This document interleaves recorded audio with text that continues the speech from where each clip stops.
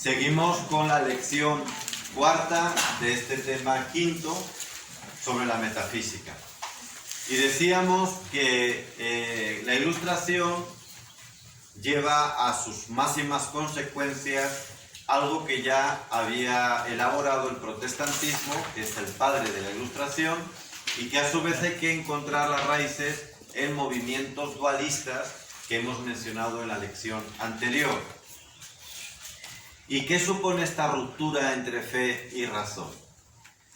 La ilustración, y con ella todos nosotros, porque por esto me interesa, no quiero hablar de la ilustración como algo meramente del pasado. La ilustración, como es el movimiento que dirigían los burgueses y en el que ellos de alguna manera justificaron la toma del poder, es cuando triunfan las revoluciones burguesas y asaltan el poder y lo controlan desde entonces, pues la ilustración, repito, gracias a este triunfo de la burguesía, es lo que se ha impuesto en todas las escuelas del mundo. Ustedes y yo hemos sido educados en este esquema.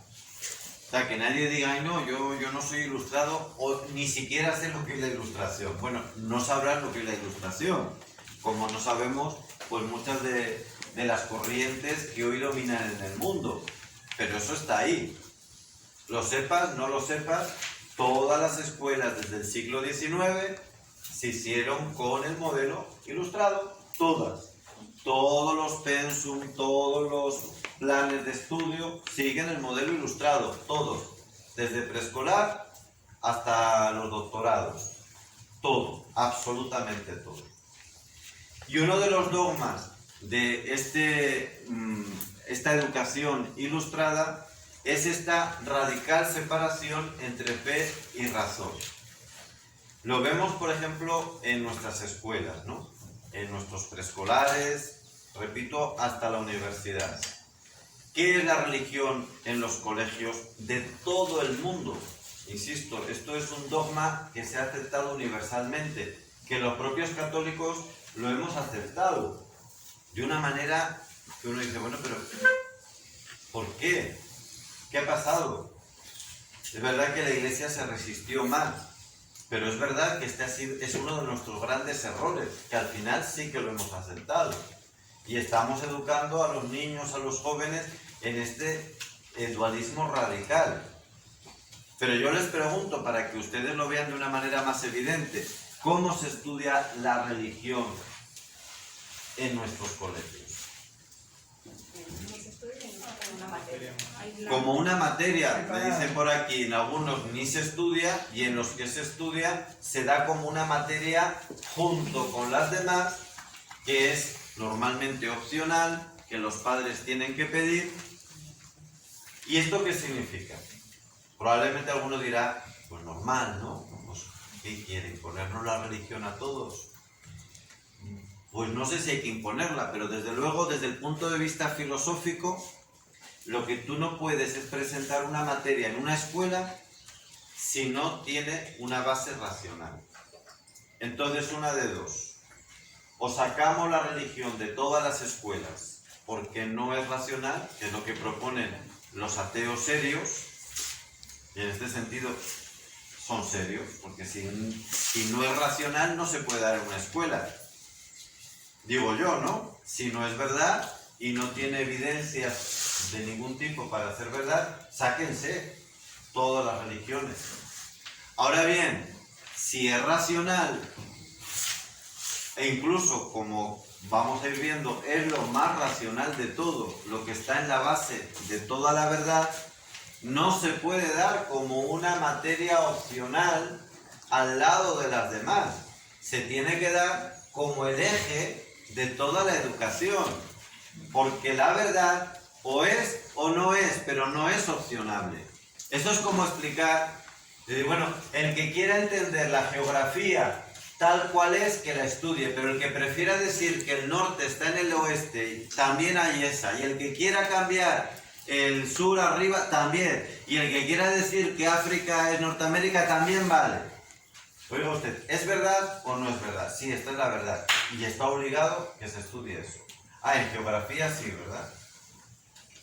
Pero en religión no. En religión nos han hecho creer que la religión es un elemento meramente sentimental.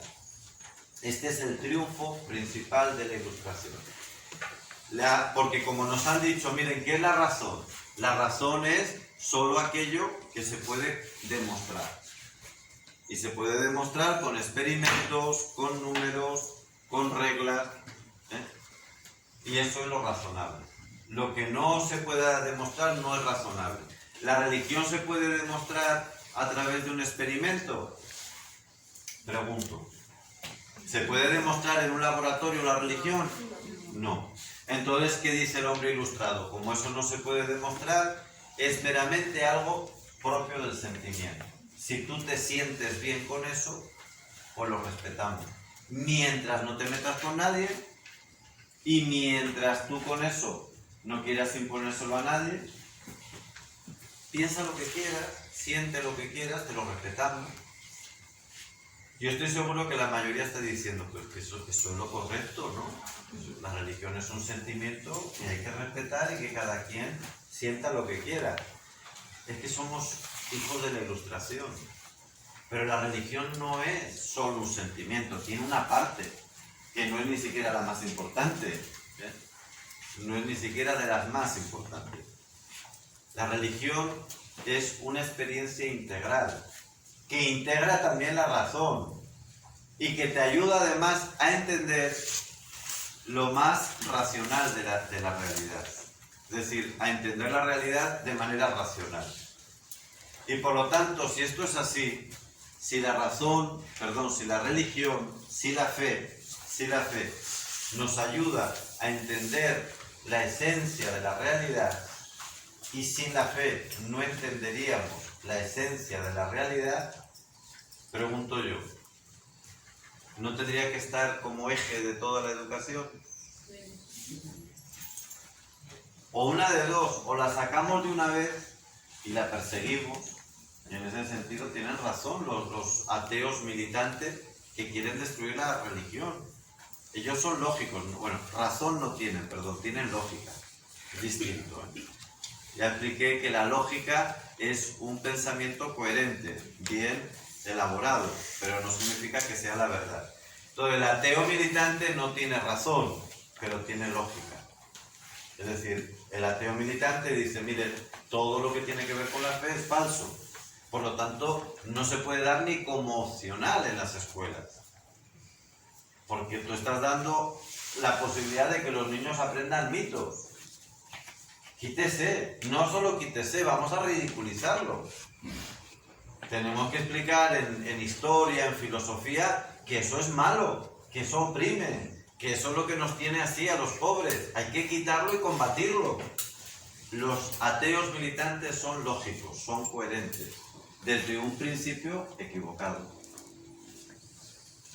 Porque como decía Santo Tomás, repitiendo Aristóteles, y estas son de las frases que debieran estar en grande en los colegios, el imán, parvus error in principio, magnus est in fine. Que por supuesto tú sabes traducir porque has hecho latín. Un error pequeño en el principio se convierte en grande al final. Si tú partes de un principio que parece pequeño, y dices, bueno, por ejemplo, ¿no? Una cosa es la razón y otra cosa es la fe. Parece una opinión más, parece pequeño, pero eso te va a llevar a una educación, a una formación que en la medida que tú vayas estudiando cada vez más se va convirtiendo como una bola de nieve en un error inmenso. Porque no vas a entender nada, no vas a entender ni la realidad, ni vas a entender la fe. Porque ya partiste de un error que a ti te pareció pequeño, que es separarlos, oponerlos. Pero al final, eso hace que todo en tu vida sea un problema. Este es uno de los retos que tenemos, por eso los colegios católicos, las universidades católicas tienen que cambiar radicalmente sus planteamientos. No se trata de meter más religión al margen de las materias científicas. No se trata de meter más actos piadosos al margen o al lado de, sino que la religión, la fe, tiene que estar como eje, tiene que estar vinculado a todo el conocimiento, sin por eso menoscabar, al contrario, lo científico. Al contrario, va a quedar mucho más ensalzado. Es el ejemplo que poníamos en el receso, ¿no? Vamos, en el paréntesis entre lección y lección. Como, por ejemplo, la filosofía aristotélico-tomista explica mejor que ninguna otra filosofía las teorías contemporáneas cuánticas o de la relatividad. Se explica mucho mejor desde la filosofía aristotélico-tomista que desde ninguna otra filosofía. Pero además, la noción del tiempo cristiano, que prima la importancia del futuro, también es mucho más coherente con todo esto. ¿Y qué se trata? Pues de un diálogo. Porque ambas son, las tres, la razón, la fe, la ciencia, son accesos que nos llevan a la verdad. Son caminos que hay que integrar en el descubrimiento de la verdad. No separar, como nos ha hecho ver el protestantismo, la Ilustración, y que se ha impuesto en todos los colegios, en todos los colegios. Repito, esto es universal, ¿eh? Esto pasa aquí en Venezuela, pasa en Europa mucho más, en Estados Unidos, en África. ¿Por qué? Porque todos los países asumieron el modelo ilustrado. ¿Por qué? Porque después de la Ilustración vino la colonización. África es colonizada en el siglo XIX por Europa y se impone a sangre y fuego el modelo educativo occidental ilustrado, no el de la Edad Media cristiano. Ya se podría haber impuesto ese, que es el lógico, es el coherente, es el bueno. Nos impuso el ilustrado, el malo. Y aquí vino la neocolonización en América. Se superó la colonización española, que en la primera etapa no fue colonización, fue luego con los Borbones, pero después de la colonización, de la última etapa, viene la neocolonización, cuando la mal llamada independencia de América, que somos realmente colonizados por las grandes potencias, Inglaterra, Estados Unidos, Francia, que nos imponen el modelo ilustrado en la educación. Venezuela nunca ha tenido un modelo, en los últimos 200 años me refiero, un modelo distinto al ilustrado. Somos hijos de esta corriente, hijos del protestantismo. Y por eso es que no entendemos la realidad, por eso siempre este parvus error in principio pues nos ha llevado a los errores en los que hoy están nuestros pueblos, ¿no? Fíjense en la situación de Venezuela, fíjense ahora Perú, pero igual por donde mires, Colombia, Brasil, por donde mires, son pueblos que están absolutamente perdidos, desnortados, y mucho tiene que ver con todo esto que estamos hablando aquí, para que vean pues que tiene mucha relación, ¿no? Bien, pues hasta aquí esta lección y vamos a continuar enseguida con la siguiente.